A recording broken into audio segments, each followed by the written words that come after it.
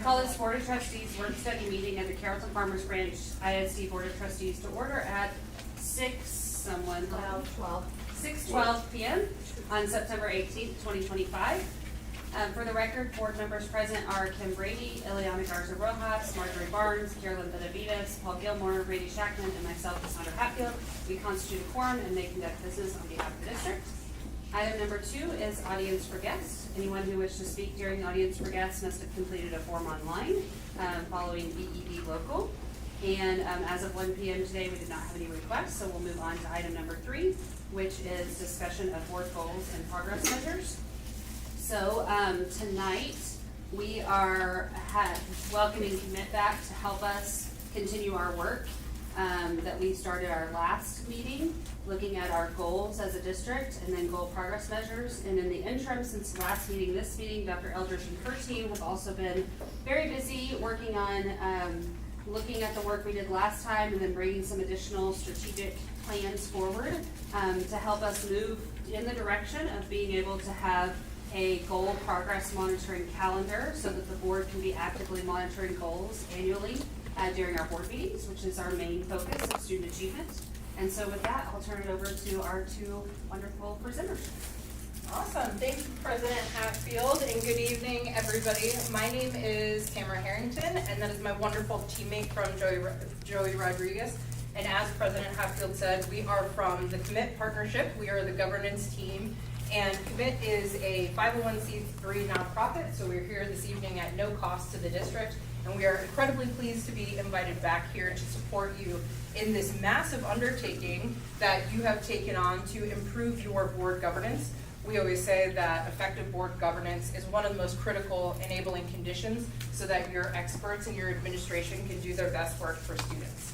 So tonight, we are going to do a couple of things. We're going to start with a quick review of the information that we looked at last time. This is going to help contextualize the goal progress measures that we're going to look at in a little while.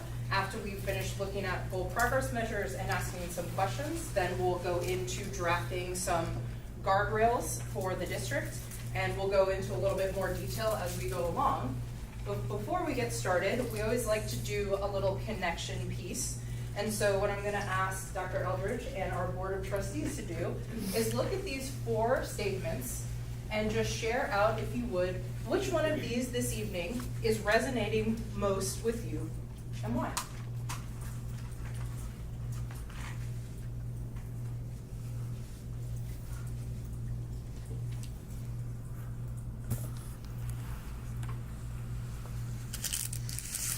I know everyone's pretending they're chewing. Awareness makes transformation possible. And why does that one resonate with you, Trustee Benavides? Well, I just say because if we don't know what's going on, how can we make a change or impact children's lives? I love that. Education. Absolutely. Strong start. Let's go. All right, who's next? Okay, leadership isn't just about improvement, it's about insight. And I think last time when we met, just listening to the conversations in our small groups and then how we came together, it was the insight we got from each other really helped us to understand more about why we believe things we believe about what students can do. Love that. Don't let perfect be the enemy of good. I mean, I think a lot of us here are kind of type A perfectionists, want everything to be perfect, and that does get in the way of moving forward and learning. And sometimes doing something is how you learn how to do it better. Like going through the process is lots of times just as important as actually making that your decision or whatever the case is. Good. Go for it. Thanks for sharing. Who's next? I would also think leadership is about improvement, it's about insight. So I think the majority of our board really tries hard to have those in-depth conversations about the why and not just focus on attending the training or not attending a training. It's about the why. Why are we doing this in the bigger picture? Absolutely. Okay, I'll take an organization as a reflection of the patterns of its leaders, and I believe that our reflection, as we have stated about students, we're all rowing the same way, and that is what we stand for. And I would say, too, we've had a lot of change in our leadership different departments. And I think that all the people that are in their current positions believe in the students and believe in what we can do for students. And I think that once you get everybody, as the Navy SEALs say, we all have to row the same way. I think we're all rowing the same way at this point, and it's exciting. It's very exciting.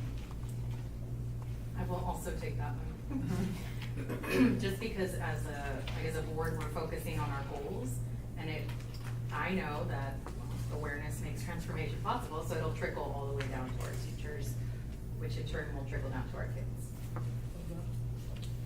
Well, you know she's gonna call on us, Randy. You're not even Look, looking you at wanna me. go next? You want me to? I would also choose organizations' reflection and patterns of its leaders, but I would really focus on the idea of patterns, because there are just a number of different ways that we reflect and project leadership, and the combination of those really makes a difference for the district.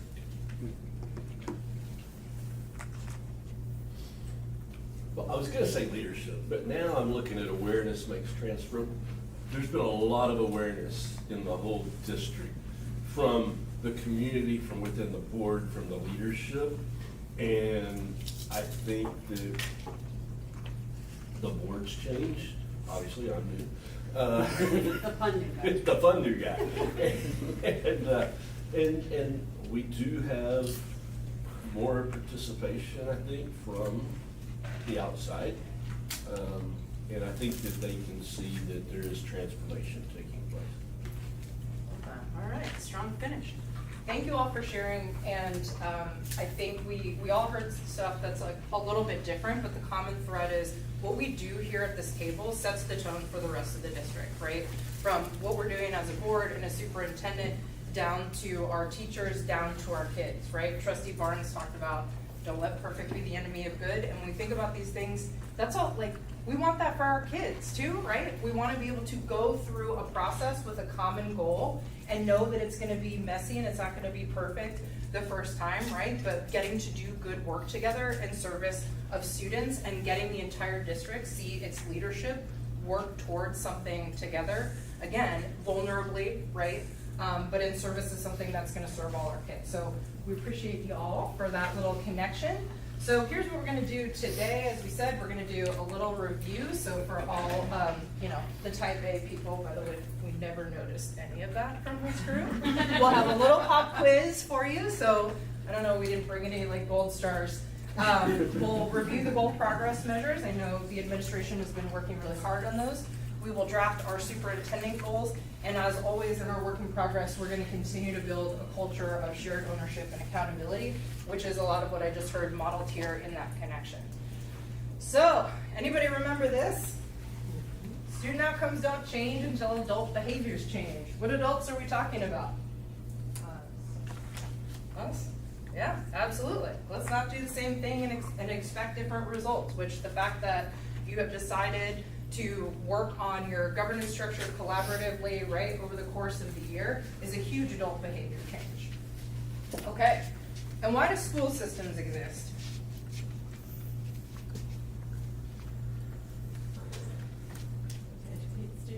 I love this. You guys have always been yes, to educate students. School systems exist for one reason and one reason only, right? To educate our kids, and that provides access to our students to many things that y'all brought up last time, right? Is economic mobility, a life of opportunity, right? And choice and all that stuff. But first, they have to have those opportunities through education, which is why so many of you in this room have dedicated your time, talent, treasure, and professional lives to serving this district. All right, so here's our pop quiz. We are going to take, let's say, 2 minutes for everybody to look at these questions. Maybe write down some answers that you remember from last time. I know, I'm sure you have little flashcards or whatever. Some of you probably do, I actually imagine.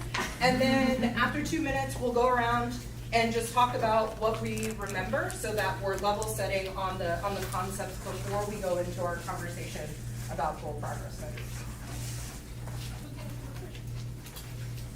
you don't remember anything, that is okay, that is what review is. And that also means that your teachers, me and Joey, This is not a summative grade. need to work. If you get all these wrong, it means we did a Yeah, really we bad failed job you. last time. That's right, our adult behaviors need to change. Yes, thank you.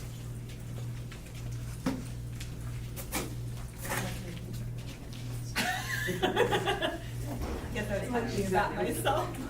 Yes, ma'am. You're looking on anybody else's paper. I mean, I said I see some light leaning over here. I'm like, what did you write down?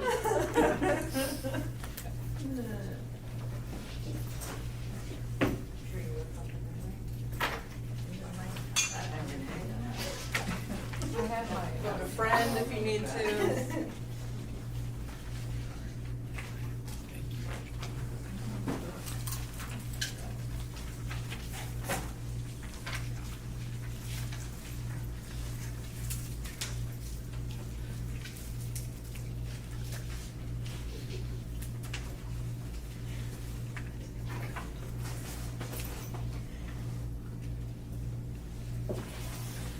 I did write down that requires adult behavior change. I did write that. I wrote it down. Adult behavior change. I love this, the notebooks come out. That was 3 notebooks ago. What else you been taking notes on? Man.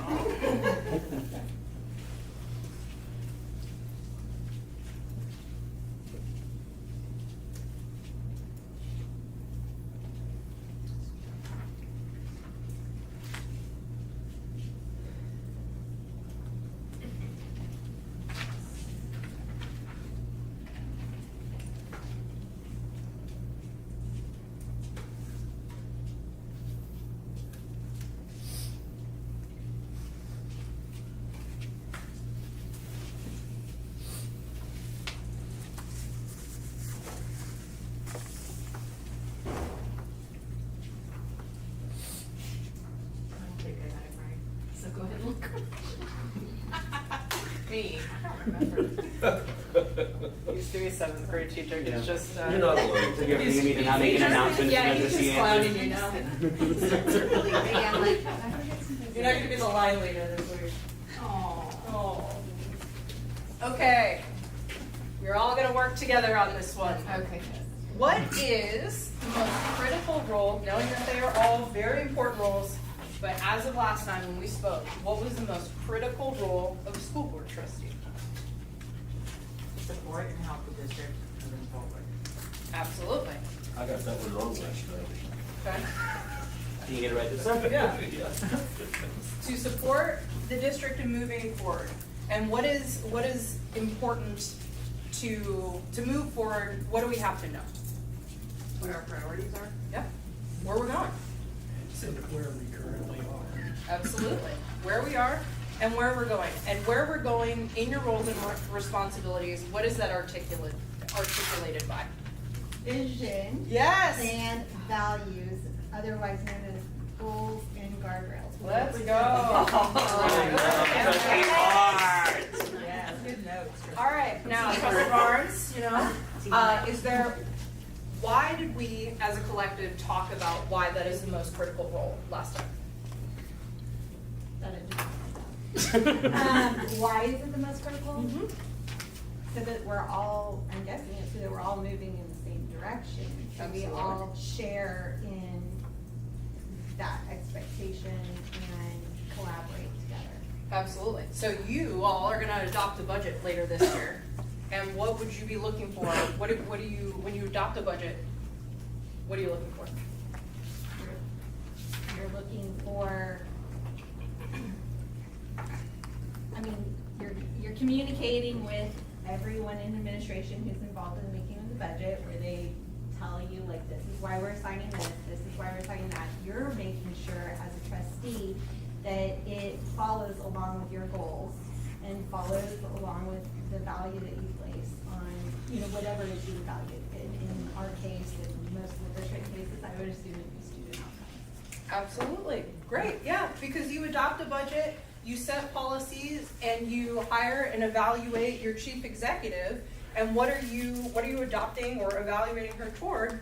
Is she and is the district making progress toward your vision and values, right? And you are here as school board trustees because you have been entrusted by your community to represent the academic goals for your students and the values that are so important to them that in pursuit of those goals, you don't want to violate those values. Well done, Trustee Barnes, very brave. All right, inputs, outputs, outcomes. We don't need like a standard definition, but can we get some like definitions or examples of inputs, outputs, outcomes, or when they occur in a cycle? You don't have to do all three. There's one that you remember fondly and would like to talk about.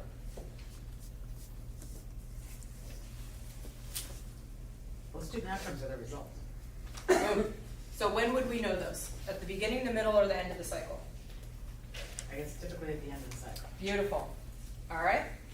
So knowing that outcomes are at the end, what comes in the middle and the beginning? The beginning, our inputs are going to be things like high quality curriculum, progress monitoring assessments, like strategic things that we're putting in place to input to be able to produce the outcomes. Absolutely. The inputs occur at the beginning of the cycle. Those are the strategies to get you to the end of the cycle, which is the outcomes.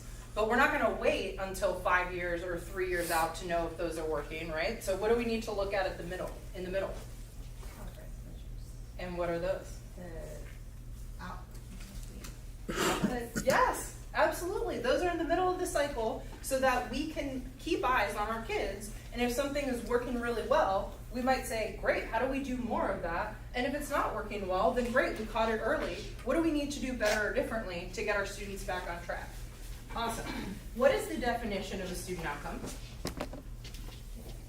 Yes? A measure of what students know or are able to do. Absolutely. A measure of what students know or are able to do. All right, last ones. What is board owned, which we talked about earlier, by earlier I mean about 90 seconds ago, with superintendent collaboration? Goals.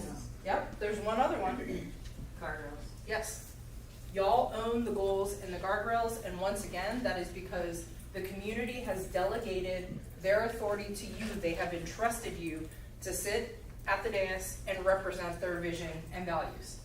Now, what is superintendent owned with board collaboration? Beautiful. Progress measures, that's right.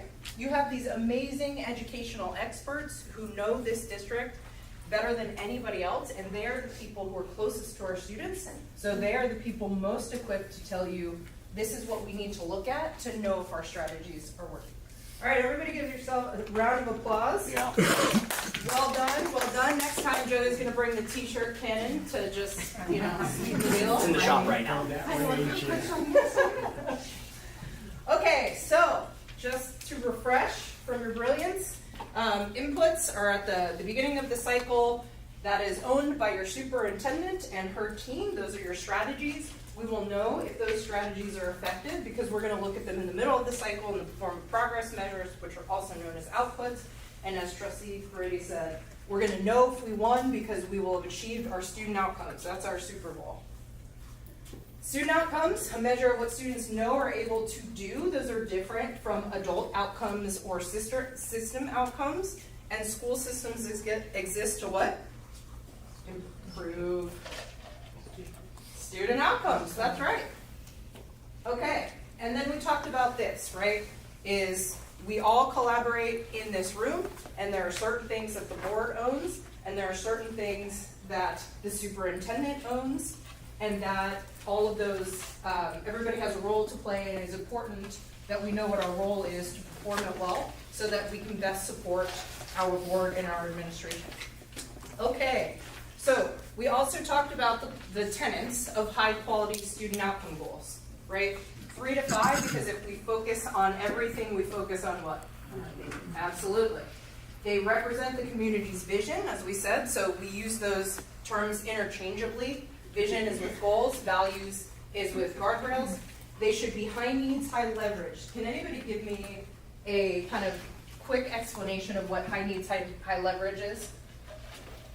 I know you know because we had a fabulous discussion about it when we talked about the goals last time. there's some populations that are worth a lot in Canada and or are outcomes. Yeah, absolutely. There's certain students, there's certain grades that if we pull that lever, if we give them the support that they need, that is going to lift up all students and put our kids on track throughout the duration that they're there. And it's important that we look at data and figure out what those are, because we have fixed resources in this room, and it is important that we use them incredibly strategically so we can do the best for the most students. All right. So we talked about goals being smart, a baseline, a target, a population, and deadlines, so nobody is confused about what we're trying to do, right? We're gonna know clearly if it happened or if it didn't. We have a 5-year deadline so that we give things time to work and that we are resourcing things and not changing stuff every 5 minutes. Why do we say that goals should require adult behavior change? Because to get better at something, you have to change something to enhance it so that it can improve. Because obviously, like, maybe there's a pattern that it hasn't been doing as much as it could be doing. Absolutely. Yeah. Let's not do the same thing expecting different results. And once we get our infrastructure, we do things really well, then we raise the bar again to make sure that we are, again, asking our adults, aligning our resources to continue to increase our student outcomes. Their goals should be influenceable by the superintendent, right? And that means 80% or more. So we're not going to give Dr. Eldridge a goal that says we want every child to be able to take a trip abroad before they go to UCMB, because while that is magical and that might be something that we want, unfortunately, you are very powerful and very brilliant, and it is unlikely that even you are going to be able to pull that off, right? So we set our leaders up for success, and our goals are going to be our first priority for resource allocation. So when you end up at that budget meetings later this year, we're going to expect to hear questions like, how are we resourcing our 3rd grade reading? How do I see that shown up in the budget, right? Because we would expect to see some more resources in 3rd grade, as that is one of our priorities. Okay, so Ileana, Trustee Garza Rojas, I will not ask you to read this because you have read your part. But will anybody else like to read this out loud for the group? By improving instruction, supports, and outcomes for high needs, high leverage student groups outlined in your goals, districts often implement stronger practices, clearer systems, and more responsive teaching that end up benefiting every student. Whether it's better use of instructional time, more targeted professional development, or vertical alignment, the ripple effects of that focused investment lead to better learning conditions across the board. In other words, when we do what it takes to help our most vulnerable students succeed, we build a better school system for all children, kids. Wow, we get some strong readers on this board. Why do you think we put this up here? Because that's the track we're headed towards, by the level of detail we put into, or the level of work that we put into making stronger goals to support the administration. And Cardinals. I think it's trying to tell us that if we could focus on one student or several small student populations, that if they're doing it, then everybody else will be doing it. Does that make pretty much it? Love that. Those are 3 fabulous answers. Anybody else got anything else they want to add? Okay. Yeah. One of the questions that we always get asked is, like, 3 goals, 4 goals, 5 goals, but like every kid matters, every grade matters, right? And that is absolutely true. And the reason that we pick 3 to 5 is because of everything that y'all just said. And the high needs, high leverage is if we focus on everything, we focus on nothing. And so we seek to find those leverage points that we can invest our resources strategically, right, to make the most of that in our school system. And it is not because a ton of other work isn't happening. We know y'all are focused on every kid every day, right? But in any system, in any business, in any strategy, we're looking for those levers to pull that's gonna bring everybody up.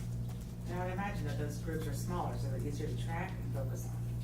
Big resources and manpower. Absolutely. And you think about that too, right? It's like you identify groups of students and you put a great teacher in the classroom, no matter where your kids are, that's gonna bring up everybody's Right. level, right? Okay.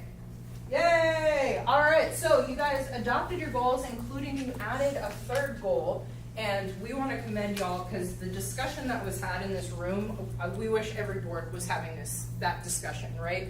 You went back and forth thinking about what was going to be a really high leverage goal for all of your kids that if we invested our time and our resources, that was really going to set them up for success. And you chose this 5th grade goal to put your kids on essentially advanced math pathways, which pays off hugely when they get to 9th through 12th grade. And there's a ton of research out there, right, that says kids who are in advanced math, especially Algebra 1 by 8th grade, have much better outcomes in college and life. So, with that being said, we are going to get into goal progress measures in a minute here, but just want to set you up for the discussion in 2 ways. Joe, do you have those papers? Yes. Okay, so the state legislature, in addition to the other 103 pieces of legislation that they passed a bill called House Bill 8 that changes assessment and accountability. Some of you all may have heard it called the STAR elimination bill, right? So Joey's passing out a couple of papers on HB8 accountability and assessment. We're not trying to get too weird, but we figured that some of y'all had some questions about, hey, how might that affect our goals, right, and our goal progress measures? So we just want to put that out there and say, this is going into effect in the 27-28 school year. It will go from the STAR test essentially at the end of the year to being 3 instructionally supportive assessments that will be delivered in the beginning, the middle, and the end of the year. And TEA is working essentially with some national vendors, including Math and iReady, to see if they're going to be able to adjust to this new testing schedule, because we need to know if those are accurate, if they're going to be able to provide accurate assessments that are going to benchmark to these things. So if anybody has any questions, we will try our best to answer them. Dr. Eldridge, I don't know if you and your team want to add anything else, but we just wanted to say, don't worry about that for right now, right? That things may change, but there's a lot of things that the state has to figure out first. I was on a commissioner call today about this, and I think one of the things that I took away as a positive was that when the new testing comes out, we won't, like, if you have a campus that performs great one year and may reduce their score a couple points for the following year, you're not going to be punished because you maintained that growth and accountability measure. And so I think that was a huge positive today. And they haven't determined the cut scores and all the nitty gritty of what is really going to happen. But I guess, and Kim and Chris and I have had this conversation many times, is what does that mean for national vendor? Because you referenced it with MAP and iReady. And I think for the board, if they make us switch from MAP to iReady, that's going to be a resource allocation that we're going to have to, and not that we say we're throwing out MAP, because that's going to be, and we briefly talked about it in our meetings, like if we have to go to iReady, that's another change, but we don't know that yet. I mean, he just spent extensive time going through the transition today and had some great graphics and whatnot, but I think for accountability, as hard as we work on a group or a school, like we saw such great growth in different areas, but we won't, if they dip down, it's not going to be, oh my gosh, because when we went over our scores, and we dipped down 1% in math, we all panicked because we're like, why are you going, but we have to look at it as a positive that we're maintaining good instruction. 1% is for us is, oh my gosh, but really our kids are learning, and that's what we have to focus on. So understanding cohorts in that Yes. whole process. Right. Some cohorts perform differently than other cohorts. Yep, and again, we're bringing this up, right, to not only set the expectations for this evening as we look at assessment. Dr. Eldred, the CCMR accountability is going to change pretty significantly, and that is going to, and for a good reason, right? It's getting more rigorous because our districts have done a really good job. And so, yes, that may mean some things are going to change. And as we talked about before, insights are important because we need to know why that happened. And sometimes that is because, again, like the system's changed, but as long as we know how to adapt and prepare for it, that's what we can do. So we are now going to look at goal progress measures, and affectionately called GPMs. These are owned by your superintendent and her team because they are the educational experts. And you will see, much like our goals, we're looking at 1 to 5 goal progress measures, right? As you can, no more than 5. They need to be SMART. They can have a 3 to 5 year deadline. This is a really important one. The status of your goal progress measures need to be updatable multiple times a year. Why do we think that's important? Progress monitoring. Absolutely. Say more. Yeah, so if they've been met, then we're gonna be able to change it and say, okay, let's do this, then let's do that. Yeah. So, Absolutely. I don't want to get to the end of the game and find out I lost and had no clue. It's ironic because my mind. Or if it's not working, adjust it, right? Absolutely. Yes. I love that, right? We want to have time to make real-time adjustments. So that is important that we're getting fresh data that we can look at throughout the duration of the year. Once again, should require adult behavior change, which we talked about, be influenceable by the superintendent and her team. And again, first priority for resource allocation. So any questions on kind of what makes like the bones of a good GPM here? Okay, very good. So this is just what it looks like. So we can reorient ourselves as taken from another district. They've chosen to have 2 GPMs rolling up to 3rd grade. As you can see, one is a 2nd grade goal that deals with Black students, right? And that was because when they looked at their data, they said, these are our students that need the most resources, and when we bring these students up, this is gonna help significantly all of our kids, our accountability scores, right, and make progress toward our goals. And they also chose a GPM around kindergarten because we know kindergarten readiness is a critical time, right, to catch our kids and make sure that they are on track so they will be on track for 3rd grade. So predictive is where we're going. And Trustee Brady has been all over the monitoring tonight, and I love it. So just to remind y'all, this is what we're moving toward, right? This is an example of a progress monitoring report, which you will receive monthly from your fabulous administration that is going to tell you, is this a good report? Are we excited about the outcomes on this, or the outputs? on track. On track, that's right. It should be very easily understood by both the trustees and your community to know where are we, what was the goal, what was the GPM, what's the actual, what's the target. You're gonna get an explanation, right? Your superintendent is going to be able to explain whether if it's on track, great, here are all the wonderful things that we're doing and we're gonna do more. If it's off track, look, no worries, we have some insights as to why it's not working, and maybe we need to make some strategic adjustments, right? And so that is how we're gonna share accountability together, is by bringing this data to the front and asking good questions so that we know what's going on, so that your community knows what's going on, and if we need to make adjustments, we can do that. Okay, so just a quick reminder in terms of your goal progress monitoring questions, right? Because your collaboration part of the goal progress measures is you are going to be seeking evidence of some of the things that we talked about. Is this updatable multiple times a year? Do we feel like this is highly predictive? And so if you're just sitting there saying, yes, you're the educational expert, stamp, stamp, stamp, that is not necessarily being a good board member, right? Because you want to make sure that there is evidence both for y'all's knowledge and for your community's knowledge. And if you are in the micromanagement side, saying, hey, I see this 3rd grade goal, but I don't see a kindergarten GPM, and I love kindergarten, I want information on that, you are in the micromanagement space, right? Because your experts have said, we are presenting evidence to you that while kindergarten is important, maybe we haven't chosen that GPM because we've chosen another one. So you want to be right in that sweet spot of informed oversight. We are asking questions to get that evidence, and again, make sure that we've covered all our bases. Okay, so last one, we talked about this. At the end of the day, this is what you're looking for. Is this high needs, high leverage? What evidence did we use to get there? And then at the end of the day, right, this monitoring is certainly about being able to make adjustments. But I'm curious, why do you think we wrote this thing in the blue here?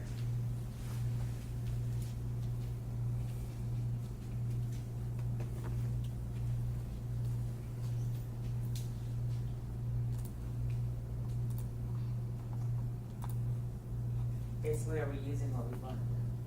Yeah. Are they using what they learned? Yeah. Us, together.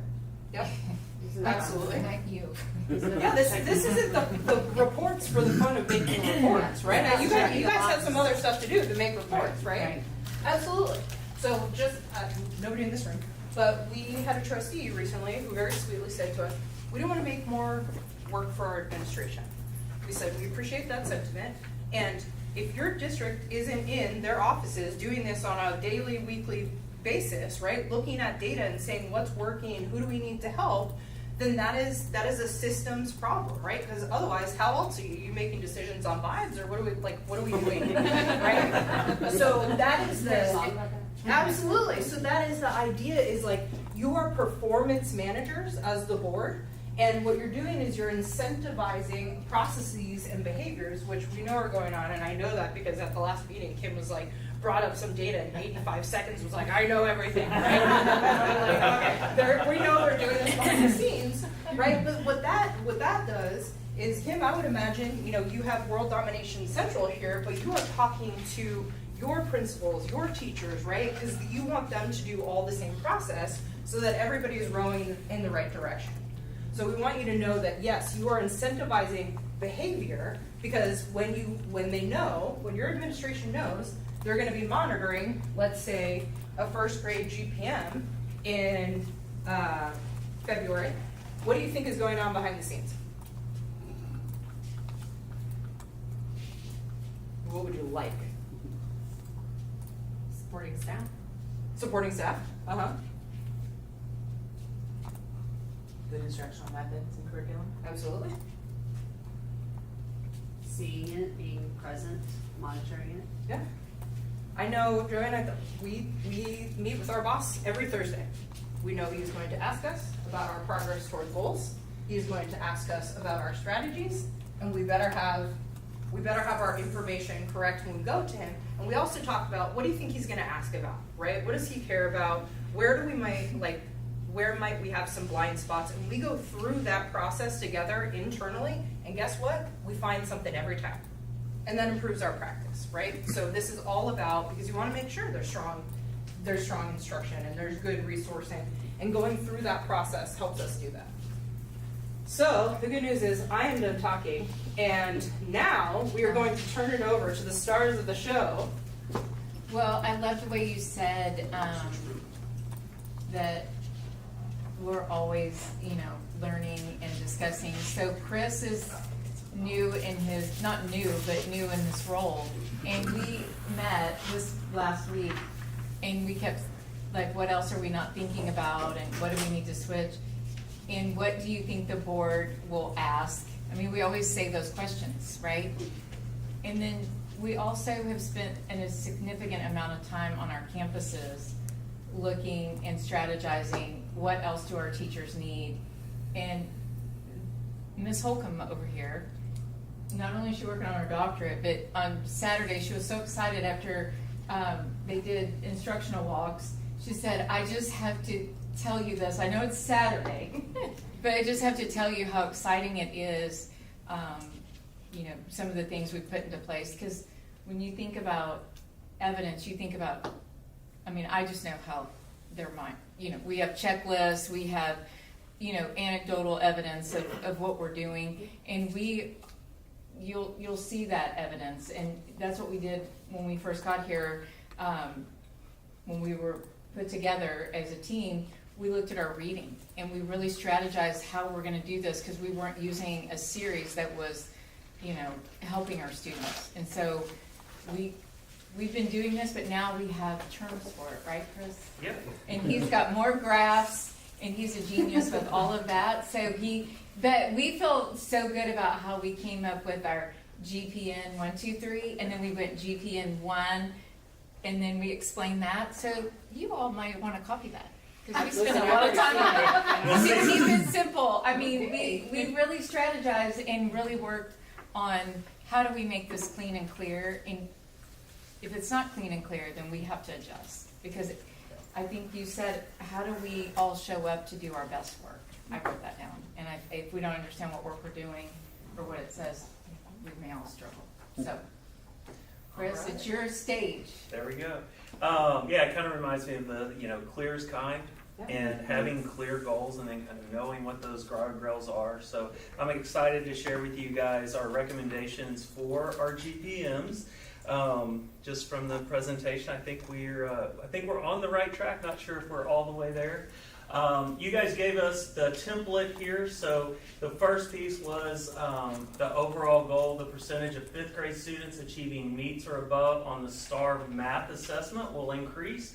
And we took two numbers. We took the all students as well as the accountability subset into consideration. Our recommendation this evening is to look at the accountability subset, because it's a hard thing. You guys are probably tired of hearing me talk about it, but we just have to help people to understand, right, that when students are with us for a while, then that's when we can start to take action. And when we look at all students' data, those students have been with us less than a year. And so those measures moved from 51, they increased by 2% each year across the district, resulting in 61% by the year 2030. As we went through developing these growth progress measures, it was really a three-step process. The first was just making sure that we had developed SMART goals. I know that that was one of the expectations. And then also we used some guiding principles throughout. I won't go too deep into those because these are just a reiteration of what has already been shared tonight, as well as we had some guidance in the background just to help us think through all of the different criteria from commit and if our growth progress measures fit. So really it was a lot of, I would best describe it as a balancing act. On the one hand, we wanted growth progress measures that were big enough so that we could say, yes, this is going to impact the whole district and lead to this whole district outcome. But we also wanted it small enough and detailed enough so that it's something that we could effectively monitor throughout the year. The next one was, we wanted to be sure we were using summative measures of the taught standards. So we give assessments sometimes that the standards haven't been taught, right? To see where students are at. So we didn't want to use assessments that were, over assessing standards that hadn't been taught yet. So we wanted to keep to summative. But we also, and you kind of alluded to this point earlier, we wanted data that our teachers are already using and that is actionable data in real time that's part of the practice that we are already utilizing. And the last balancing act was we wanted data that we knew would be representative of the overall district trends, but as I started to dig into it, and there's not many more ways that I can look at kinder through fifth grade math scores. But we wanted to also identify, what was that leverage point? What was the thing? Where did we see the separation in the data so that we really felt confident that, yes, if we push into this area, it will lead to better outcomes for all students, as well as this group, right? And so that was really the balancing act. This chart is just an example of one of many, many data points that we looked at. So we looked at charts similar to this and looked at basically all of the different demographic groups, all of basically any way that you can divide scores up to look for trends. And one of the things is this chart in particular kind of spoke to us because as you can see, while the district trend over the last 3 years, and this is a cohort view, third grade, fourth grade, and fifth grade STAR, going back 3 years, while the district trend for all students was going up, the trend for our emergent bilinguals was going down. Now, before this freaks you out, just listen, hear me out, right? This is all students. You would see a very different trend if we looked at our accountability subset data for this, right? And we did look at it. But the reality is, as students come in, right, and they just come into our schools, this is kind of the trend we're seeing. So you'll see in our growth progress measures, where we start to focus in specifically on tracking and looking at our emergent bilingual students. So this again was our goal. It's to move from 51% to 61% by 2030. And our first growth progress measure is the percentage of emergent bilingual 5th grade students achieving meets or above on the STAR math assessment will increase from 38% in 2025 to 53% in 2030. Our next recommended growth progress measure is the percentage of emergent bilingual 4th grade students achieving meets on the STAR math assessment will increase from 37% in 2025 to 44% in 2027. And again, that's 4th grade, so we've looked at 5th grade emergent bilingual, 4th grade emergent bilingual, both looking at STAR. And then the percentage of 5th grade students projected to perform at meets and above on the winter NWEA, and those are projected proficiencies on math, so they're not the same as STAR, but they make a projection based on a study. And the assessment will increase from 49% in 2025 to 55% in 2027. So the first growth progress measure for 5th grade meets. It's a 3% increase by year. You'll notice that is a point higher than the 2% increase for the overall target. But again, the idea is this is a high leverage group. So while the student group, I think, represents approximately a little over 1/3 of our total student population, that movement really impacts all students. Plus, all of the strategies that help an emergent bilingual, all of the comprehensible input that supports that, also supports every student in the classroom as we learn math. Some of the data sources that we already have available and are regularly using that we could use to progress measure this are our 5th grade fall and winter map for all EB students, our 5th grade release STAR, our 4th grade STAR, and looking at that through the accountability subset, and then our 5th grade district interims. So we've got several different measures that we can progress monitor and report out. We could report out monthly, but we could probably report out weekly and maybe even more often in terms of we have really good measures on these.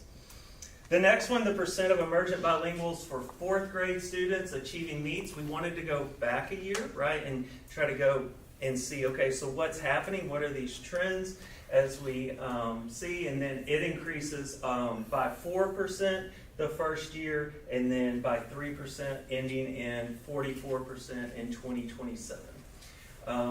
And these are some of the sources. There are a lot of the same sources, so I won't go through them, but a lot of the same sources there for the data. And then our last one, the percent of 5th grade students projected at meets on the NWEA map will increase from 49% to 55%. And that's 49, 52, and 55. If you'll notice, that is, we're looking at all students. So just keep in mind, when we're looking at a progress measure like MAP, we don't really know who is going to be part of the accountability subset at the point when we're giving the map. And the same is true, for example, for like our district interims.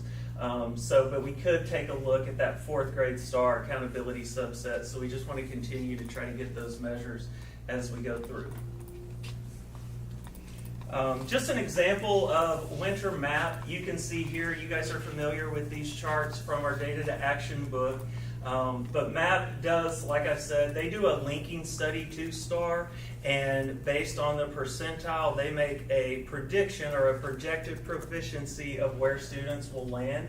And you can see here, from the winter map in this year, right, we did dip a little bit, but again, that was all students, right? So we're looking at all students here, so just want to be clear that anytime we're looking at math data or comparing math, it's usually going to be all students unless I say otherwise, yeah. And so I showed you guys a little bit the emergent bilingual, and what I did here is we just overlaid what the emergent bilingual as well as all student performance would look like if we utilize the goals that we've set into place. So you'll see two things in this graph. The first is you start to see that gap closes, which is a positive, but then you can also see that the impact continues to rise throughout. And this These first two are the 2024 and the 2025, and then the 2026 to the 2030 are what those projected goals, what the impact would be. So just to recap, these are our 3 recommended growth progress measures. I just want to reiterate, we did spend a lot of time thinking about like which assessments we tried to, I know a lot about House Bill 8, right? Like, well aware, right? And that's part of the reason we wanted to include math, right? We knew that we want to include other measures besides just the state measures. We knew we wanted to look backwards, but we also wanted to be considerate of the fact that we have our House Bill 3 board goals, which look at 3rd grade, which will largely encapsulate data that we're going to look at for kinder and first and second, right? So I hope that this kind of fits the bill, and that is all for me. I will turn it over to Ms. Holcomb. Do you mind clicking for me? Sure. Thank you. Okay, so I just wanted to kind of, great job, Chris, by the way. We have also been diving into this data and of course looking at this for a long time in relation to our House Bill 3 board goals that have been being tracked for a good while.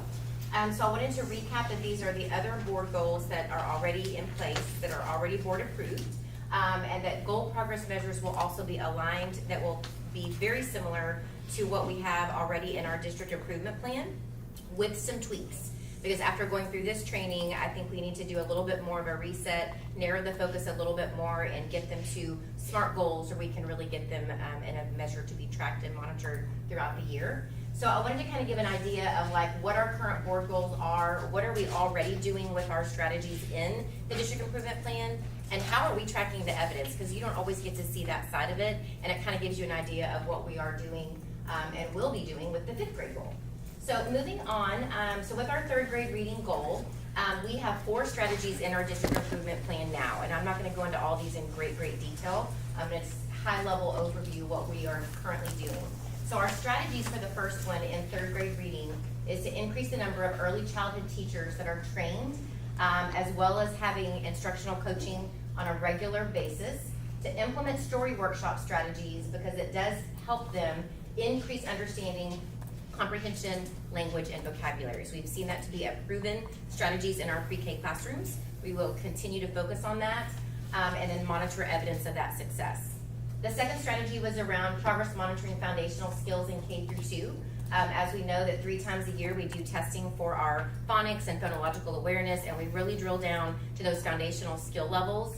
And by doing a pre-K monitor, a kinder, a first, and a 2nd grade, that is all the vertical alignment that we need to hit that 3rd grade reading goal that we are focused on for MEET's performance. The third one is around professional development and coaching support. We do a micro-credentialing opportunity which develops proficiency and literacy. And what that means is we have teachers that come to us with 0 years of experience all the way to a veteran teacher. And so we have to do a variety of different types of training to really meet the needs of all of our teachers. Having an increased amount of new teachers in the field, we then have been doing an additional type of training that's differentiated for our teachers that come in that have varying levels of experience. And then the last one is around learning opportunities for revising and editing skills. We know that the writing piece with the short constructed responses and the extended constructed responses are a heavy part of the STAR test, and also in every single content area up through high school EOCs. So monitoring writing instruction has been something that has been rooted in all of our data and across the board as needing to be a focus for increased performance. So then that all translates into the district improvement plan, which lives in our program, Plan for Learning. This is a screenshot of what we see in Plan for Learning, and it shows you that we have our strategy, which I've already gone through and I won't go through in great detail, but this is the quarterly progress monitoring that we do every single quarter. And so what we do is we document all of the evidence that we have towards those goals, and so every one of those strategies, which is really our progress measure, is then outlined here.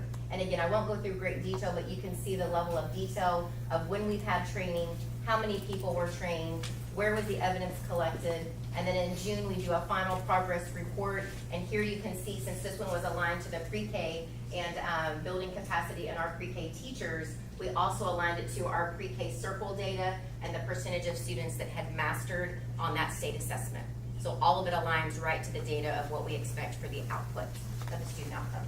Strategy 2 was around our kindergarten through 2nd grade phonological awareness, literacy foundational skills. And I just wanted to show you an example here. When we did our October review, they noted the teachers, the number of teachers that were trained in guided reading, the number of sessions that we have done, the September fluency data, all the way down to the granular level of English and Spanish for each grade level. So that's October, and then it just kind of scrolls through. The next slide will show you how detailed that goes out all the way through the year. So again, not gonna go through all of it in great detail, but you can see the level of detail that we are collecting in the back end part of the program, which is evidence of the monitoring that we're doing on those goals. Then the fourth quarter, we have a final June report of where did we land, what is our final reading level data, and how is all of that correlating. So that way, if all of our strategies are showing evidence of success, we continue those, and then those are the things that we hope to see continued increased improvement on that third grade Houseville reading goal for this state performance. So that kind of gives you an idea of how we have set up that particular goal. Math is very similar. We have 2 strategies, but as this is a very high-level focus area for this year, we are building this one out for a little bit more focus, and we have some additional things we're going to be adding this year, which we will highlight at the October board meeting. But the 2 things here you can see is in building proficiency around foundational skills and fluency with our K-2 teachers, utilizing our Number Corners program. And that's a great example of taking resources and aligning them to the right area. We did have to provide more resources to purchase those programs to be in all classrooms, because they weren't in every single K-1-2 classroom. But after last year, we did get those finally in all of them. And so we're really proud about that. But that's an example of a financial investment that we allocated to be able to support the math goal. And then the last one, I think it was my professional development. Right? Oh, sorry. Oh, you're good. Yeah, professional development and coaching support that we're doing. And we specifically focused on 3 areas that, again, aligned back to our data of where we needed to have the biggest focus, which was on fluency, geometry measurement, and fractions. So with that, again, another example of what it looks like in the district improvement plan. This is what it will look like at the beginning of the year when we have no formative assessment reviews. The next slide will show you what it looks like when we finally get those reviews in. And this is an example of the very first one with the number corners, and it just shows you when we had professional development, how many people we trained, what is the progress learning data showing us, are we seeing an alignment with the actual outcomes of the students' mastery of standards, and is that goal actually showing progress and success. And then it goes all the way down through our June evidence, and then we will put in our STAR goals, and we'll measure things from English and Spanish. Another example of how we are measuring strategy 2 with professional development, and you can just see the level of detail there. It's just an example of how those progress measures are being monitored. And the final one that we already have in place are the college career military readiness goals. And as you know, we have done a very good job in this area. And so with that, we kind of highlighted, these are the main strategies that we have here. There are 4 strategies currently. We are looking at, well, what we've been focused on is first, increased engagement of CCMR communication district-wide with all of our stakeholders.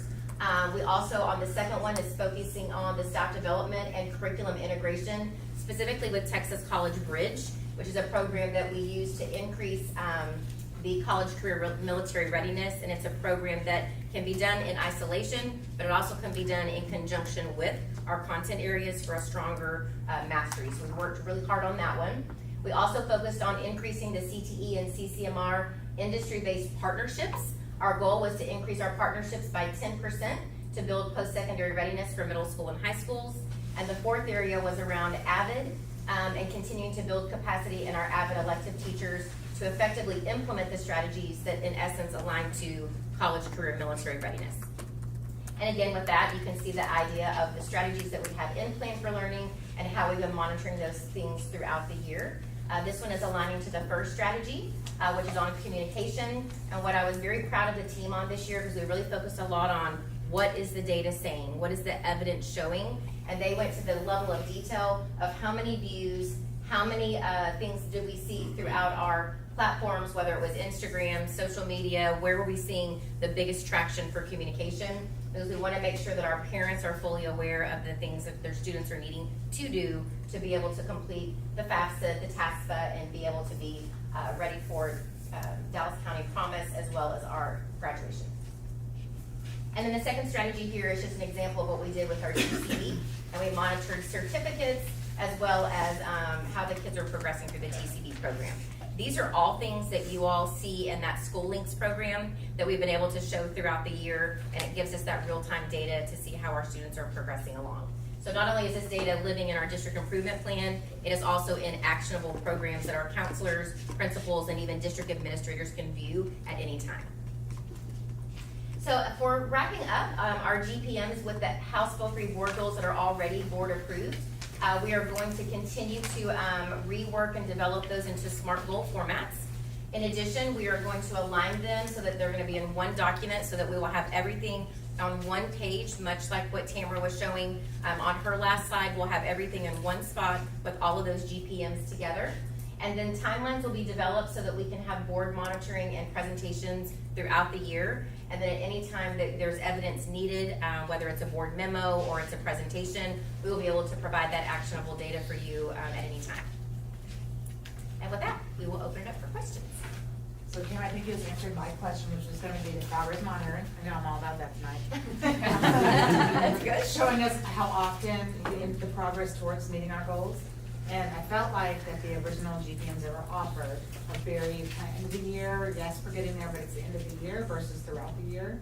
But clearly you all are gathering all the evidence. Yes, It's just a matter of us seeing it and getting it, I guess, as part of the evidence-based progress towards our goals. Yes, ma'am. And Excuse me, on a No, no. monthly basis. I think that's excellent because, and Chris can speak to, we have regular meetings with our principals during the month. We also meet with our department team, the directors, the coordinators. We all come together and calibrate and look at that data and what is it saying? Do we need to have a course correction now? Do we need to have more training? How do we really navigate things throughout the year? Because if we wait till the end of the year when we do our STAR test, then or if we even wait till spring semester, too much time has gone by. And so we really are very eager to watch this data throughout the year.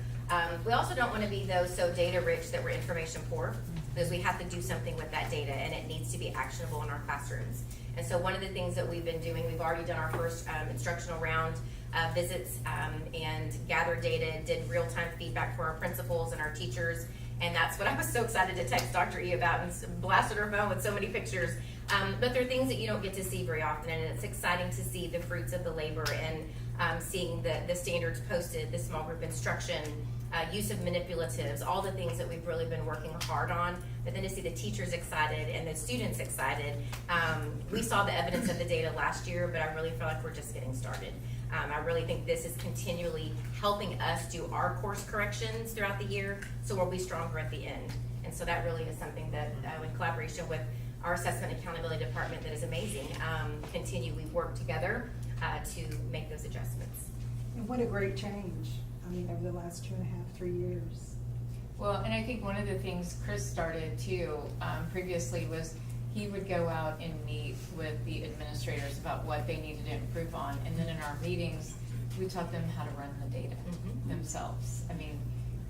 And when teachers are asking for instructional coaches to come in their classroom, to show them how, that has been so powerful, that, and now that they know what we need to do for math, that they're asking for resources themselves.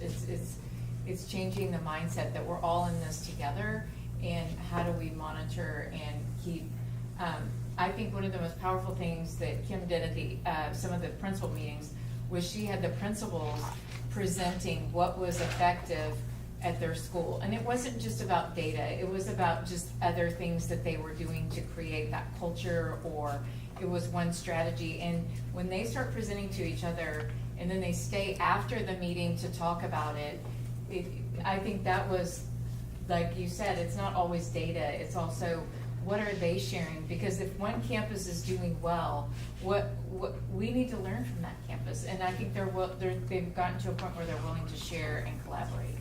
And I think you need to share what happened at River Chase, that we got that phone call about the cohort. They're coming out to see, is it Latanda? No, McCamey. McCamey. So that was actually today. They No. Oh. The cohorts that when they got the distinctions. Oh, Yeah. yes. So they got they were full 6 out of 6 distinctions on their River Chase? Country Place and River Country Chase, Place yes. and River And, but I also thought you were gonna share about McCamey. I was I already actually told them, I texted them. I was so excited about that. But we are implementing 2 new things this year in math already, which will be a part of our district plan. One is a program called Magma Math, which is an interactive program. Students are on their devices solving problems, and the teacher is able to see in real time on her computer screen how every student is working the problem, and can then go and see how they're attacking it, and then give them real-time feedback on, hey, wait, we gotta do it this way or do it this way. So it's a very interactive, high-tech, innovative strategy that we're implementing this year, and that's what was featured this morning.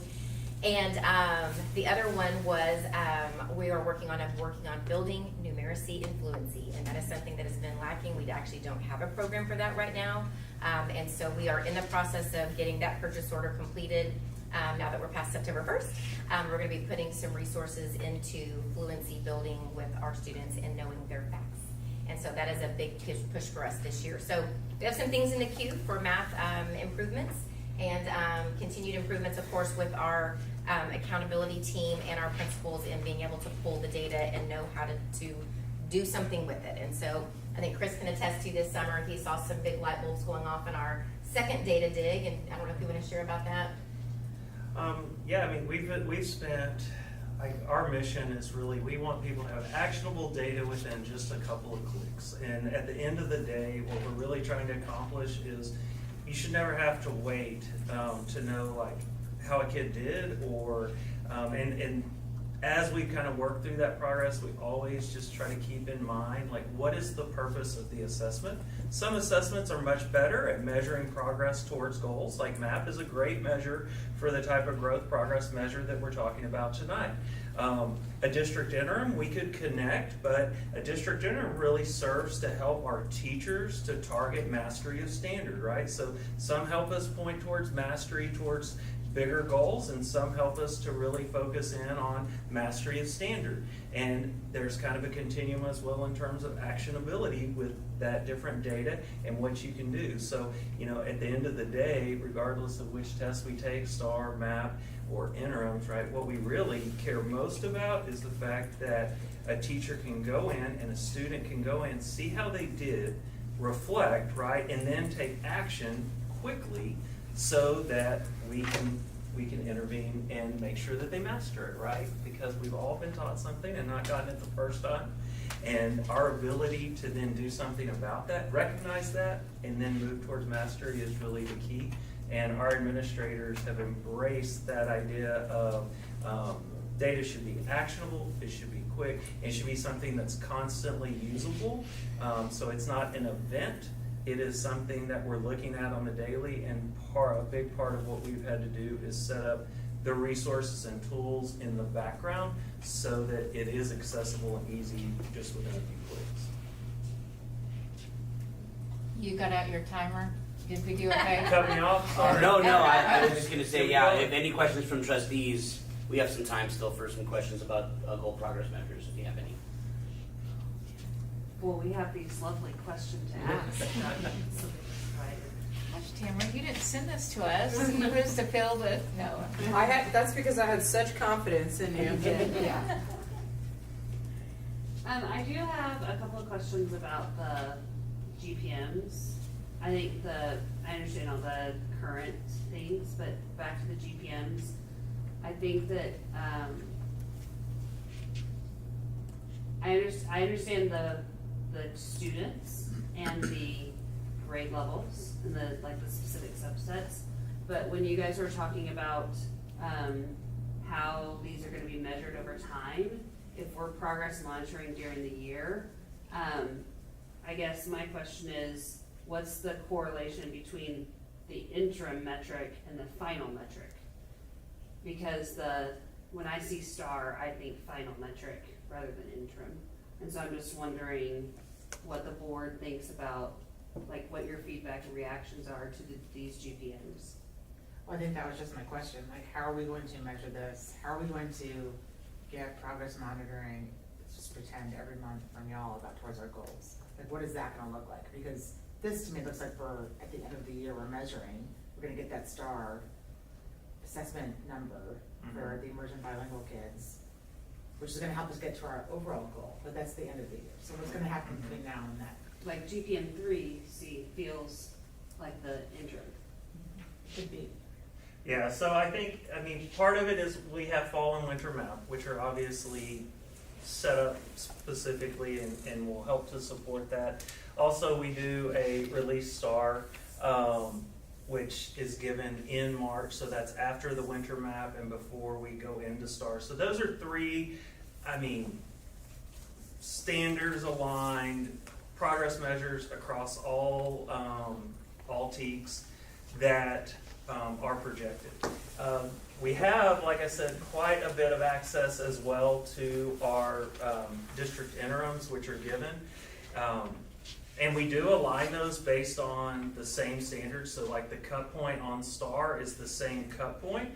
Typically, students perform a little bit better on an interim because that assesses right after the students have been taught the standard, right? And so when you do the composite at the end of the year and you test over all of the standards, it tends to go down a little bit. But part of what we're constantly monitoring and checking, like in our progress measures, especially with our district interims, is to be sure that those standards and cut points are aligned.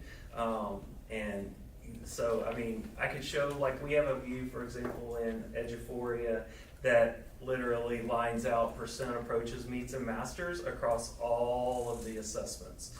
And each department, each grade level produces one, which teachers as well as administrators can track. It's like a multi-test view. So in my thinking, we would basically take those multi-test views and then be able to go in and look at like the 5th grade measure, which would have fall map, followed by an interim, followed by a winter map, followed by an interim, followed by practice star, followed by another interim. But yeah, those are the measures that we currently have in place. I feel like we've got a good number of measures, but we'll need to work together to understand how those assessments are different, especially when it comes to really judging performance level, like on the interim pieces. Yeah, and to kind of add to that, so when Chris is saying interim, those are like our unit tests that we give. So we'll do a teach piece 3 to 4 weeks. We will assess on those standards only. We want to know that the students mastered what we taught. And if they didn't, we then need to do a reteach or spiral in as we're working towards the next set of standards. We also want to be very careful about not over-testing our students because these tests take time. A unit assessment may not be very long, but a map test could be an hour long. And so we want to make sure that we are cautious about when we test so that the students not only are not testing too much and getting fatigued, but also that the teachers have time to respond. We want them to know if they mastered it and be able to do actionable reteaching if needed or spiral those into interventions. And so with the way Chris was talking about, we do a test, like a map test, we do an interim unit assessment, then we have another map test mid-year, we have another unit assessment, and we don't give the STAR release benchmark until we've taught enough of the standards to get a good view of how students might do. Because we certainly don't want to give that too early when they haven't been taught the standards for that grade. We want to know, we already have the data and know from the year before what they've mastered and what they're coming up with. But one thing that Chris is talking about that is so fabulous is our program. All the data that they do when they do their testing is infiltrated into one platform, and the teachers and the principals have a view of every single student, percentage of mastery, and it also then projects to approaches, meets, or masters for STAR all year long. We have no doubt that you guys are collecting all that data. I have no doubt at all. It's amazing what you do collect and all of the narrative that goes with it. I guess for the GPM piece of it, it's saying that in GPM. Like, we're gonna use the winter map, the STAR interim, whatever it is that you're gonna use to say that we're making progress, and that's how your progress monitor. I guess that's kind of the question I'm asking. Yeah, I think that's the feedback that some of us are giving is that We feel really like need the to pick them GPM 1 and 2 Are like, more goals than are progress. more goals than progress measures. Yes. But GPM 3 Yes, that's is a what progress measure. it just light bulb went off. Yeah. Yes. Yes. So you really want us to take the map scores so that you know we're on target to meet this goal. And I Correct. think what we did, because we're overachievers. No, this is- I mean, I'm just It's gonna a good own it. goal. I mean, I think when we GPM. met, we went into full detail mode, cause we're like, if we look at fourth grade, then we'll meet the fifth grade. But I think what happened is we wrote them as goals and not specific, those are the progress measures, right? So that's what we need to add. Math. No, and yes. You guys are doing it already, it's just been in I know, GPM. but we did And write, it we narrows- wrote these as goals. Well, we followed actually the examples that you had on the other slides, and they were written in a SMART goal format. They are. I think the only kind of, not confusion here, but a misunderstanding-ish here is that the assessment that you use in the GPM is the assessment you're supposed to use the entire year. So if the star is only taken once, then you can technically only look at that one Yeah, time we per could do year. the red light, green light. Right, and it's going to be a little difficult. I mean, some districts have done it, but they'll equate the MAP score throughout the year and find what is the highest correlation to that end of year score. But sometimes they end up really missing it because they're two different assessments, and then they end up not hitting the end of year goal. But to your point, I think what you were saying, if you use the district interim as the GPM, there are concerns about that because it's more of a student level, it's a teacher level resource. And one of our questions even here is, does the interim metric fully address the content of the goal? So potentially if you use your district interim, that's only a subset Right. of the standards. And so I think it's identifying what's gonna look more holistically to help you know you're gonna get to the star. So, one thing with MAP, it has shown to be very highly predictive of our scores. So we were really confident in that being a progress measure because it's one of the ones we really hold closely to. And you take it 3 times. Correct. Yeah, And so then it's on gonna the be- local assessments that we give, the program that we have, while what you're saying is exactly right, it's a snapshot of that unit, but it collects the data cumulative over time. So it shows us how we are moving towards mastery of standards that would project to a meets or masters. So really, those are the 2 pieces that we use all year long to gauge if we're on target or not, and hopefully then to get to the goal for STAR by the end of year. So I think that's what your GPM should reflect, because we're gonna use math 3 times a year, we're gonna use whatever it is we're gonna use, but that's what the GPM should reflect in order to. Because what you also have to think is, if we have 4 goals with, I'll make up a number of 3 GPMs, that means that we are monitoring 12 times. So at 12 points during board meetings, maybe we're gonna have to have 2 in some boarding meetings or not, then we're gonna need a presentation on that GPM. Because that was that red light, green light thing she was showing us, where that's the progress. So we wanna see the GPM align to red, yellow, green as we go towards the STAR test. So so basically, can you go to the last slide? We can basically take GPM 1 and 2, and we can align those to local measures of Yeah. what we're monitoring, which is totally fine. Or you've got Because, 4th grade in there and you can align it to MAP stuff. I would use your map because it's the. Well, most they get to correlated thing decide. that's not- Yeah, I was like, Yeah. wait. Remember, No, they get to decide. I'm sorry. Well, You guys decide what you think is best, Yeah. but we don't. well, think we you can actually start. use both very much, and so it just depends on what you would want reported, because we have to use both. I mean, MAP is gonna give us one picture, but it does not always give us the full picture. We have a lot of students that do better on a local assessment, and it shows us if they've mastered the standard or not. And some kids, some days, MAP's just, they're not feeling it that day, and they don't do a really great job. And so we really do wanna look at the things that we're doing in the classroom with our local assessments as well as MAP. But we also felt like with our 3rd grade hospital 3 goal, we are targeting that lower group already really heavily. But the 4th and 5th, we've gotta have a real laser eye on how the emergent bilingual students are grasping and learning the standards in math to be able to project that higher performance as an overall 5th grade group. Because we know that's the group that we have the largest, lever to pull. I see it, I got it. Because number 1, we need that software program, that you all have shown over here with the red light, green light, and yellow. I'd like to buy that software program, I'm telling the board right now.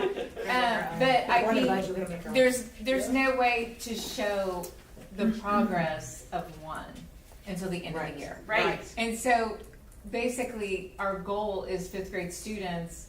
How do we show the board that we're on target? And I think I went way high level when we met. I don't know. I was It's okay, just- it's okay. Then now that I talk it out, I go, oh my God, awesome. I get it. Yeah. We can't, the STAR is at the end of the year. So basically, how do we show the board that we are gonna meet that target Along the way. along the way? But what's beautiful, We already have all the information, Kim. I know because have it we've all. already done it in district improvement on the House bill, it's all the evidence.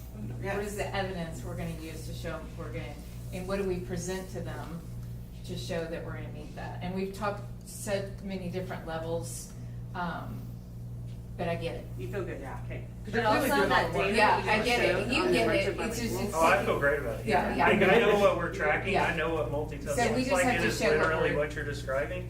And it's something that we're already doing authentically. Yes. Like, we're looking at this in every admin meeting, have- and we're looking at that multitest, and it's set up. So yeah, I think we're really on the same page. Yeah. I mean, we have the progress measures in place to report out to you guys. Yeah. I think we were just very literal with the example. I think we Yeah. just, Really really, I think That's we why were high level with, The mission of this is to grow together and learn Yeah. together, and the data that you guys showed on the emergent bilinguals and the trend and how you came up with, like, that's our high leverage group is incredible. Yes, but we want all this too, that's great. Okay, do you guys have any other questions or comments that could help them make some additional refinements? I know you were talking about the district interim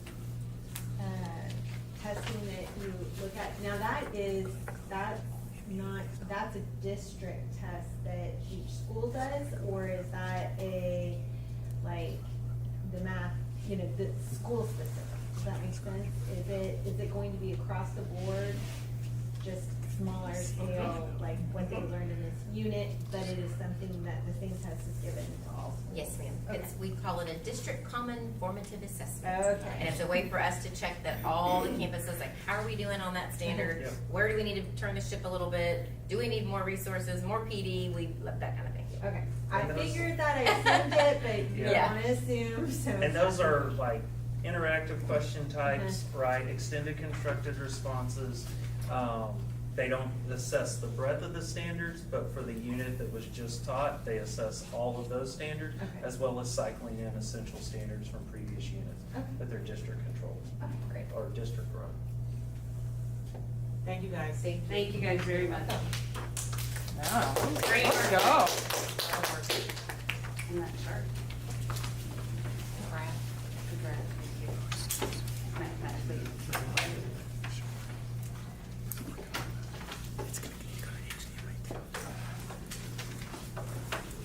Tam, yes? I don't know your password. I know we're You very, don't know, don't. I know we're very good friends, but that's the one thing I don't know yet.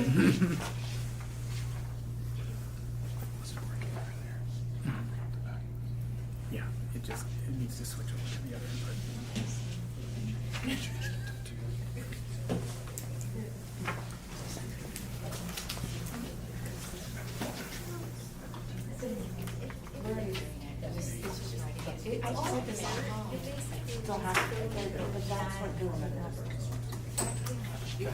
Yeah, I know, I just.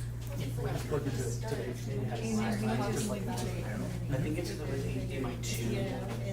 Because what I remember it said on the corner.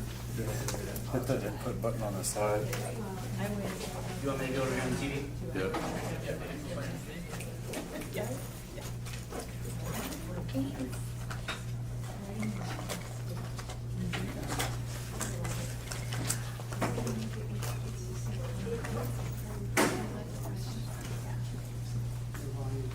The remote's on the side.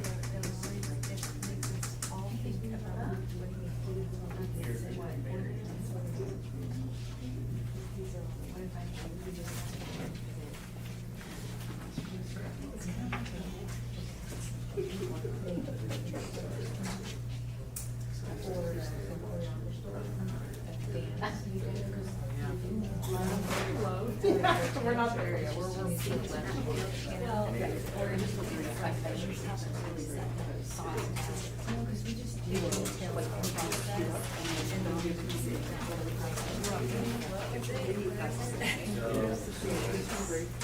Yes, we did it.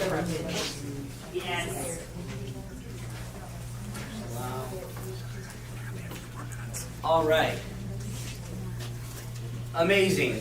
First, I just really wanted to say something because, I mean, you gotta give kudos where it's due. To hear that conversation from seeing your administration come up, your experts, who have intentionally came in, showed you the evidence. You guys understood why those grades and those student populations were important to address in these GPMs. And then ultimately the questions you asked, getting to a point where now they get to go back and confidently kind of redesign some things as they kind of look forward to also doing GPM for goal 1, 2, and 3, the previous goals. And then for some of the self-correction on the board to be like, they get to decide that, right? Like this is a big, it's a big moment where we're asking the right questions, we're working together as a team. Tam and I support a few different boards, and this is like insanely inspirational. And so I just wanted to make sure you guys understand this is like great work, it's inspiring work, and not a lot of boards are doing this right now. So I want to give you guys a round of applause for that. You put us in for board of the year. Y'all are getting an Yeah. award from us in a couple Yeah, you weeks. guys are getting an award from us here in what, 2 weeks from now? 3 weeks? I can't remember when But October we would is. love to write a strongly worded letter to anybody who will listen. Right. With that being said, moving forward, because we do have a night of drafting to do in the same way that we did last month, this time for our values, right? The guardrails, these are the things that are not student outcome goals. These are the values of the community represented by guardrails, our non-negotiables. These are owned by who? Us. Yes, the board. In collaboration with? Exactly. And these are similar to the goals in that you can have 1 to 5 of them, right?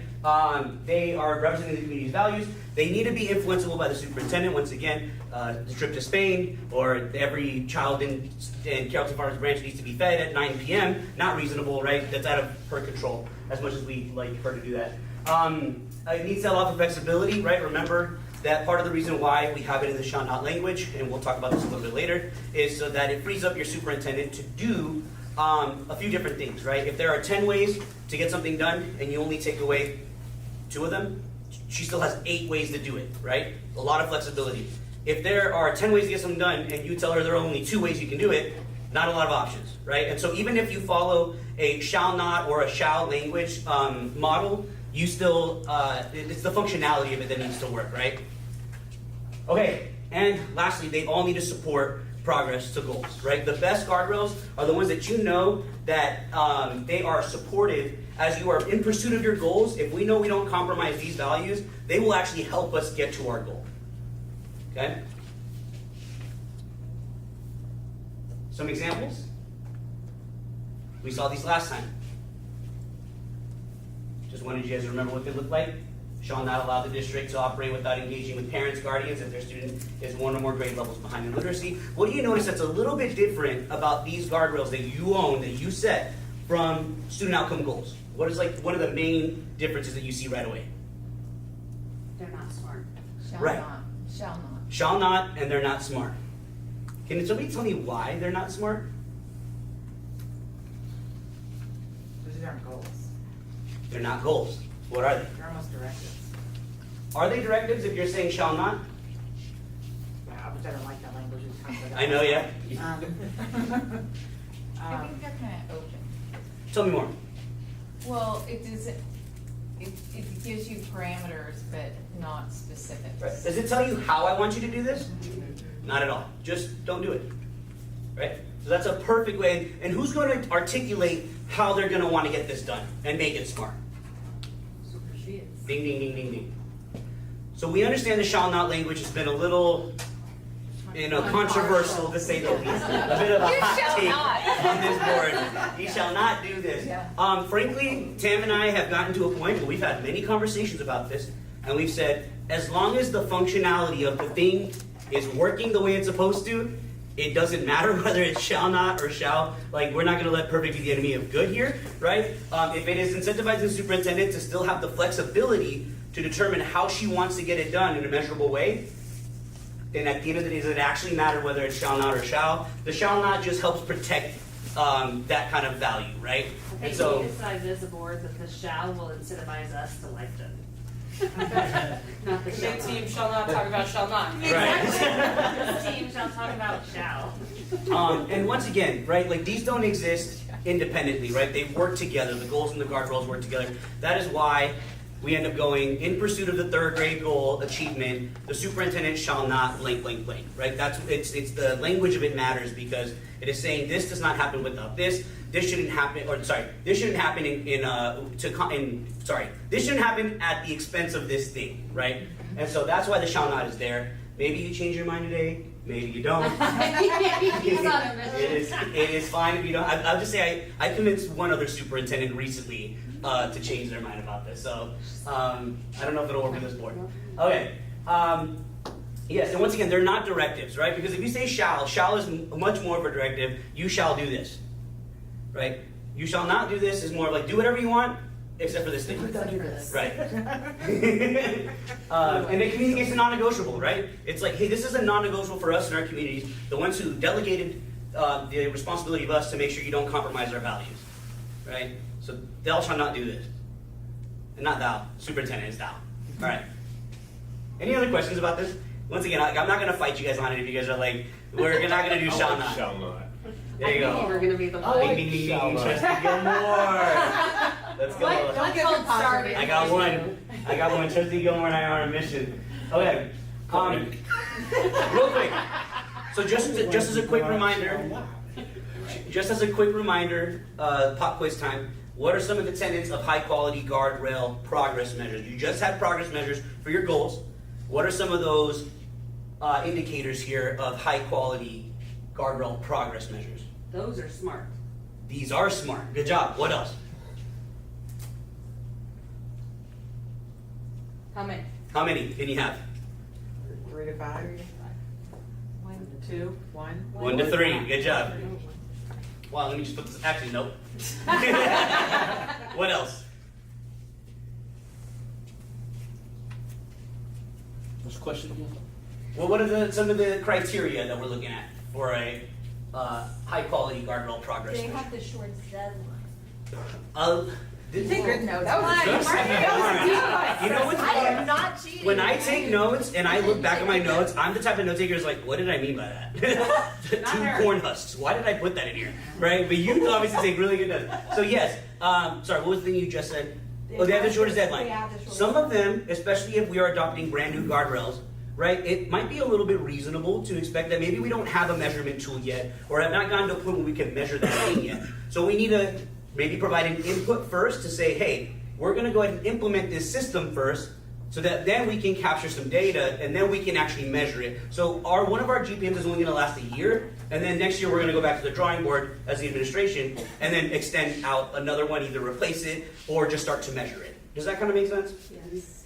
Perfect. Would that include, like we were talking about, getting additional software or program that would support something? Absolutely. I mean, if you have a value here about like access to high quality technology, for example, and that is one of the ways that your superintendent interpreted that and saying, we will have brand new software that will, from this year to this year, and then from there measure the effectiveness of it, absolutely that is something you can do. So did I miss anything here? Oh, same thing, updatable, right? We want to make sure that is something you can look at least, each one should be looked at least once per year. At least. They require adult behavior change. Superintendent, once again, needs to influence these things, and they should support your goals. Right here, there's a little star. Can you guys tell me why you can expect this to take a little bit longer than the goal progress measures? Because you're using negative language. Trustee Brady, let's assume you're using all the shall language you want. Well, I know what I want. Why would it take longer still? Because it's crystal clear. It gives clarity. What is crystal clear? Specific. Are you saying these are specific, or are you saying these are specific? Those are specific. These are specific. Yes. These clearly tell you what you want the superintendent to do. Yes. No, it says the Am I on the overall. wrong side? Opposite, yeah. Right, these ones are specific, right? Because your superintendent's going to go back and be like, what do they mean by staff effectiveness? What do they mean by teacher, satisfaction?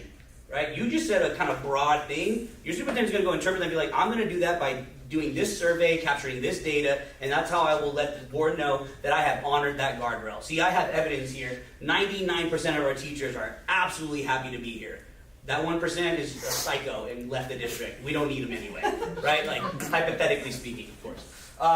So does that make sense? Like that, your superintendent actually defines and articulates what the specific measure is and how they're going to capture that.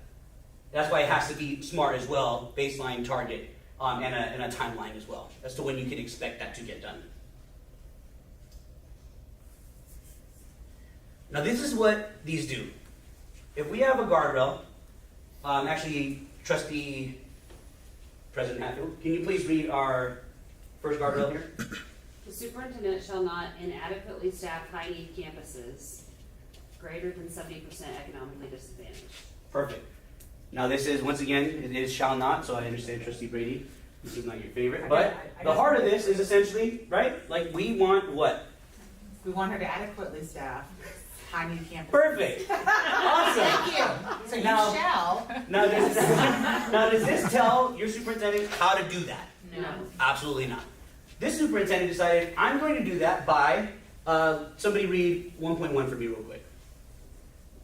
Percent of teaching staff at high needs campuses who are first year teachers will decrease from 11% to 5% by 2029. What do you guys think about that? Does that honor the guardrail that the board set? Yes. Yes. Okay. And tell me, why does this matter? Why is this important? How do you think this impacts a goal you guys might have as well? Well, because we support a high needs campus with retaining first year teachers. But if we're looking at emergent bilinguals, and that's our focus, then we've got to You're somehow putting more experience. put more experience on behind those campuses. Our intent. Right. So this superintendent said, you know what? I'm going to use this guardrail and I'm going to head and tell you what my strategy is. We're going to go ahead and put some of the best teachers at the campuses that need them the most. And that's going to not only honor this guardrail, but it's going to help us get closer to our third grade goal, our third grade math goal, and our CCMR goal, and in this district, our fifth grade math goals. And once again, these are not the ones that your superintendent's going to choose. This is not to say that this is what you guys should do. These are just examples of what they look like in practice from other districts. Yes? So are the guardrails, are those going to be directly influenced by our goals? Or can those, like, do we want, how do I put it, like, are the guardrails that we're putting in place, are we wanting those to align with the goals, to build the goals, or is it just, These should never live in a vacuum. okay. They should never be like, oh, let's do this one random thing that is never going to impact student outcome achievement.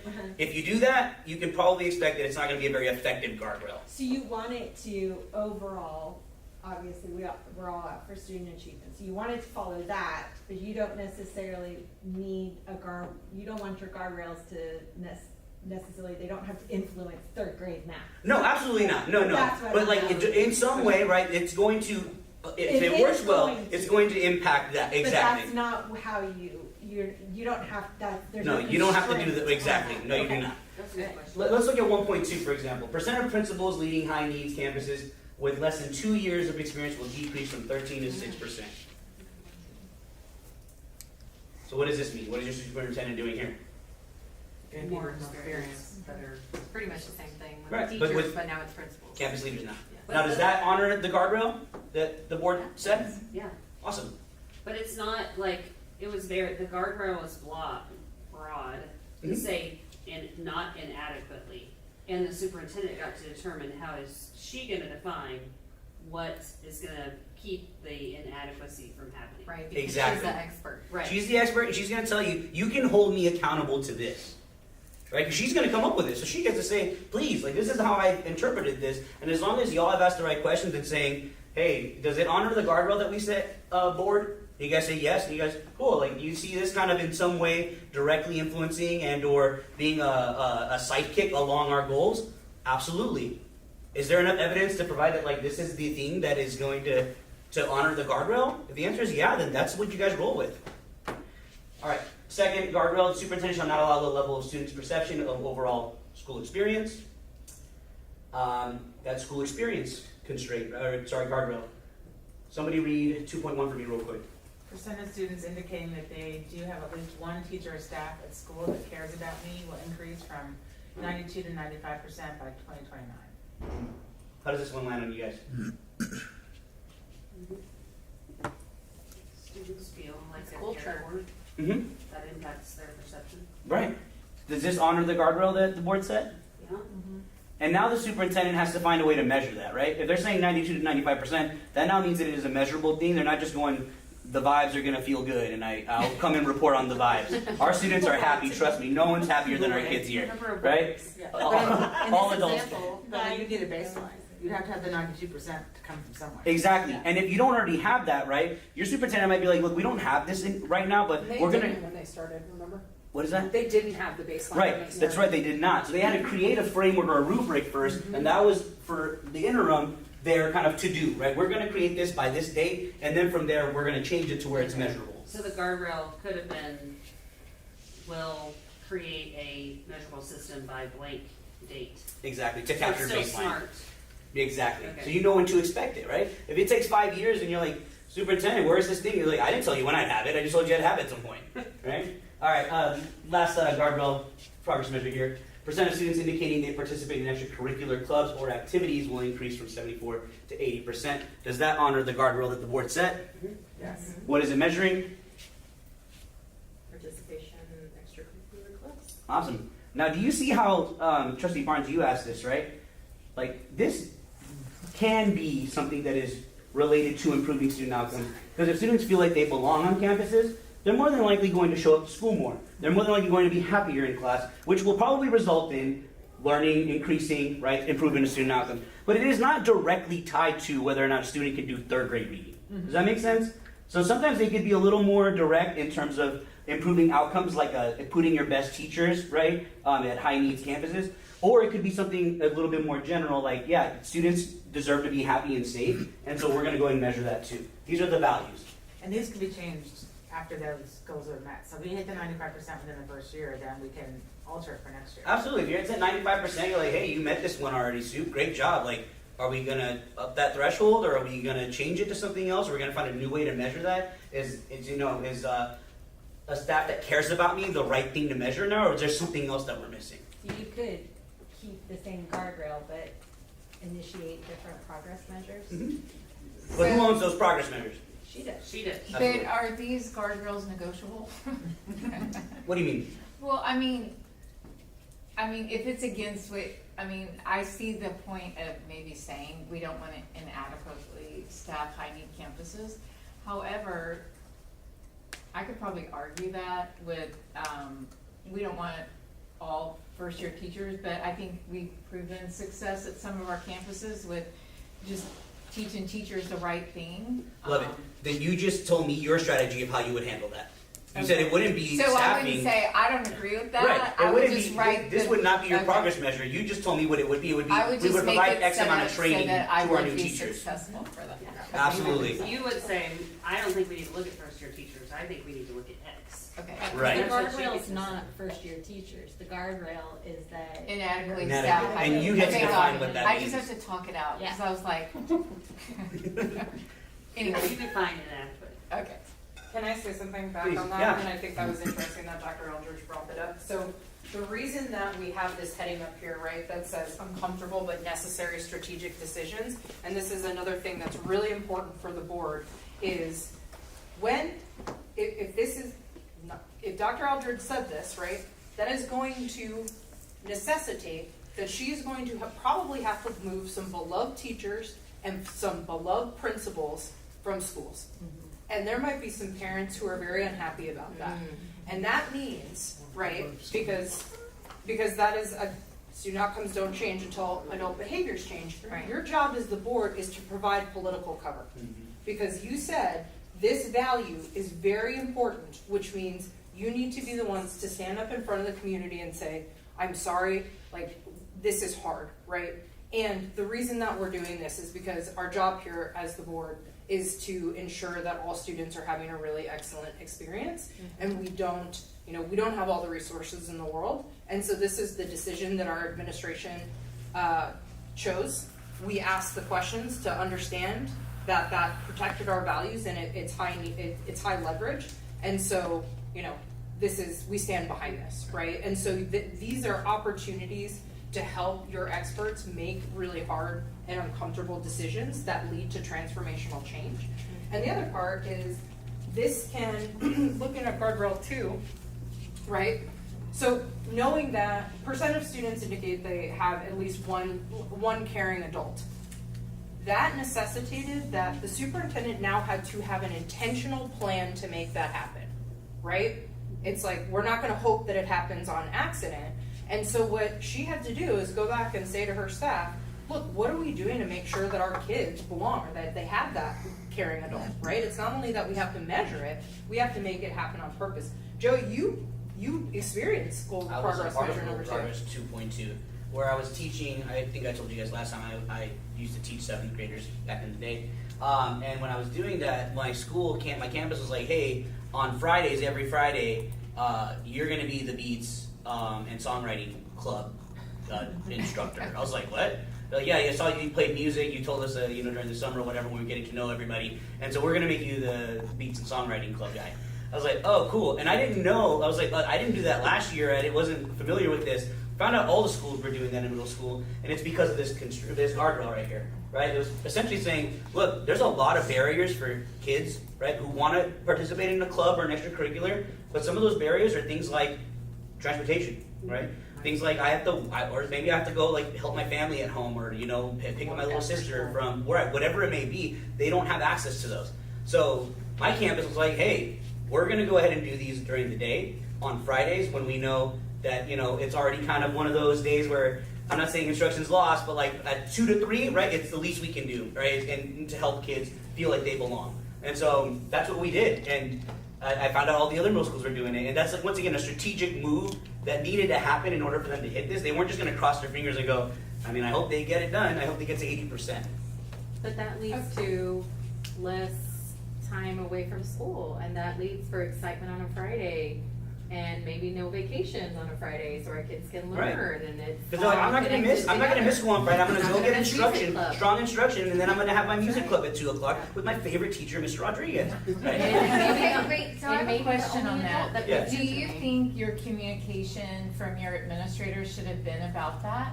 That's an interesting question. Instead of just telling you you're going to teach this Beats Club, should it have been presented? The way it was We want all Yeah. kids to have a great experience in school, so we're going to do these things at every school, instead of you, as a group of teachers, just get Doing together it. and go, we're all, I don't know why we're doing it. Yeah, it wasn't communicated with this guardrail big thing. being framed. It was more of, this is how we make sure that students feel like they belong at campus. This gives them an opportunity to participate in something that's not the classroom. And I said, oh, okay, that makes sense. But I had no idea this was because some board had made a decision and then some superintendent was like, yeah, this is how we're going to measure that guardrail. The only other thing I wanted to mention was, like, because Dr. Eldridge was like, this might not be the one I choose. It might be something like, we're going to, have first-year teachers do this amount of PD or this high-quality PD. That would require some money. And that might require her to cut some other programs to go and do this, which as a board, you're going to have to go, sorry, we cut this like under-enrolled program because we needed to back up our superintendent in the fact that she was trying to honor this guardrail, right? So it's like no matter what, it's going to be a decision, and this provides cover for your superintendent to go out and once again do the best job that she can do. And Well, Kim and I are always in negotiation.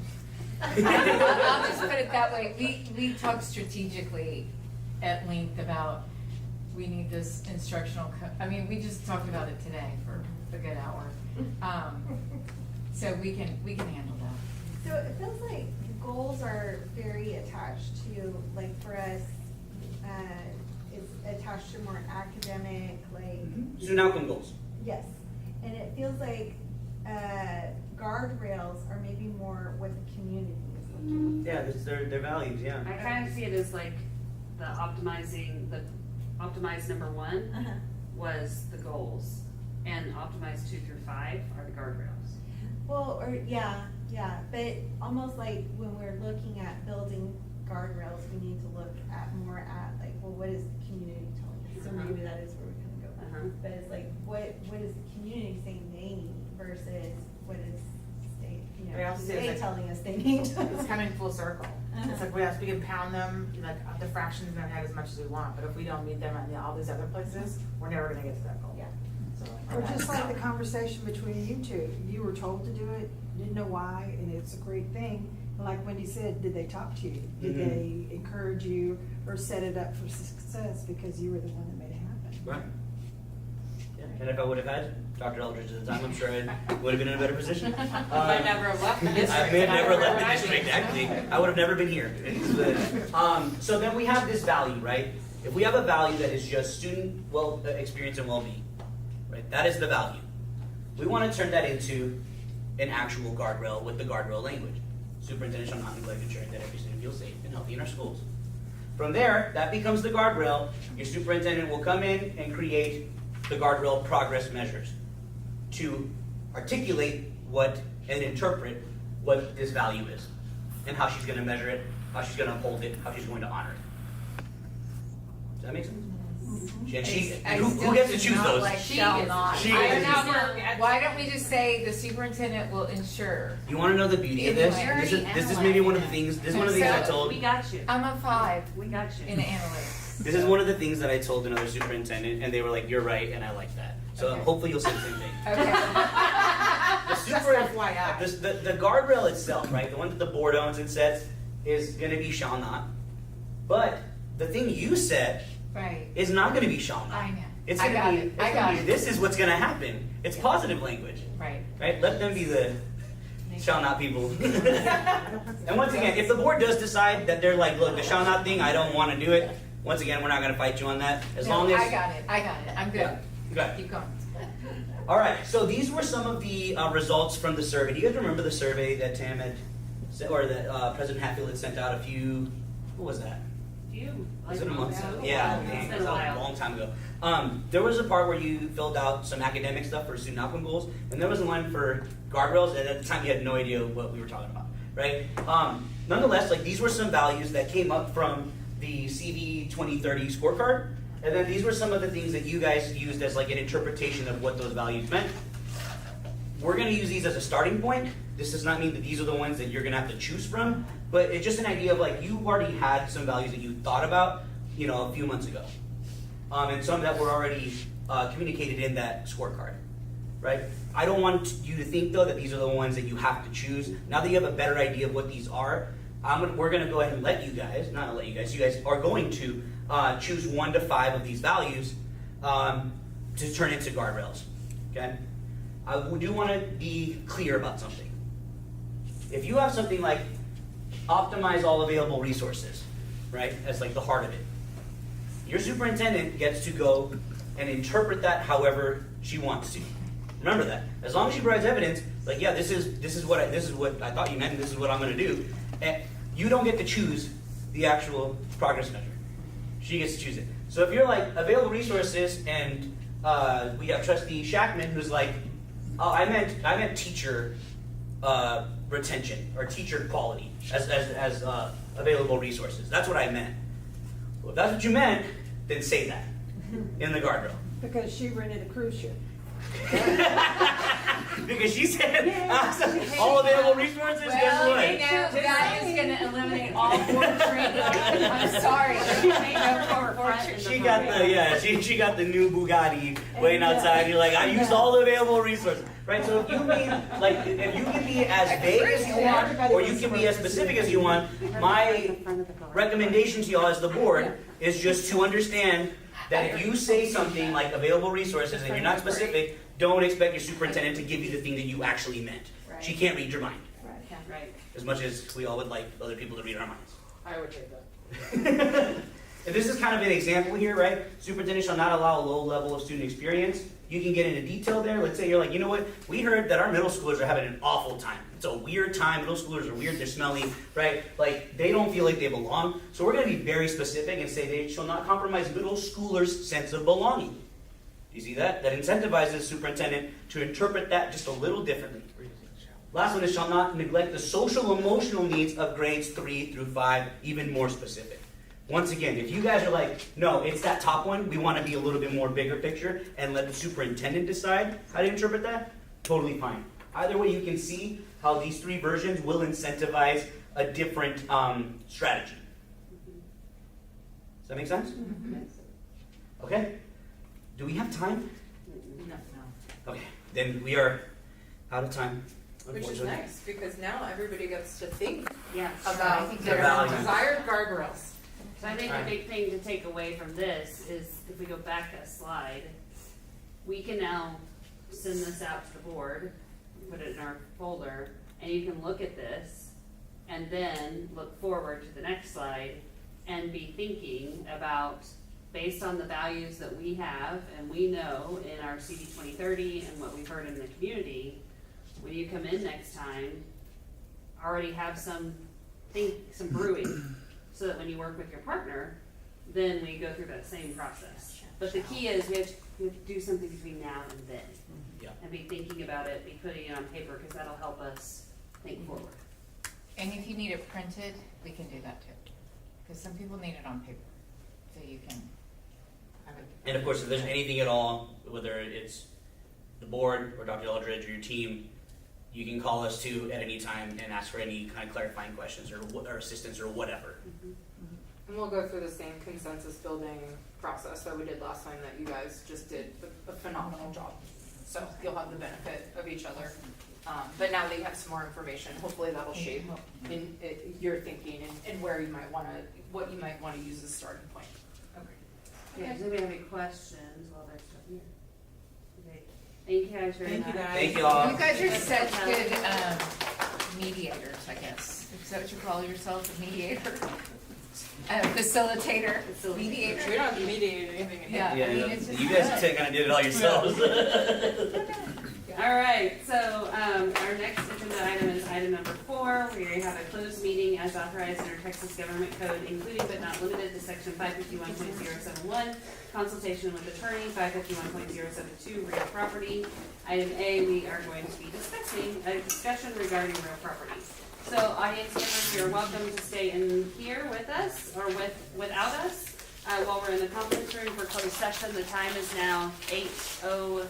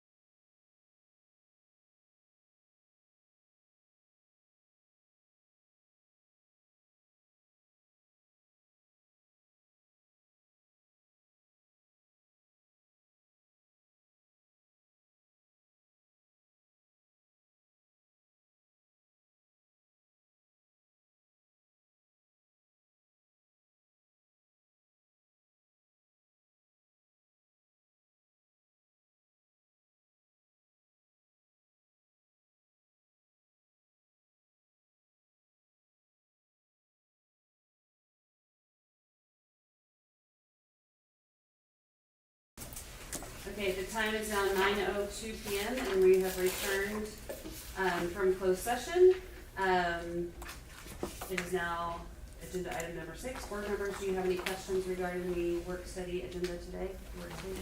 All right, we have reached the end of our agenda and the time is 9:03 p.m. and we are adjourned. Thank you.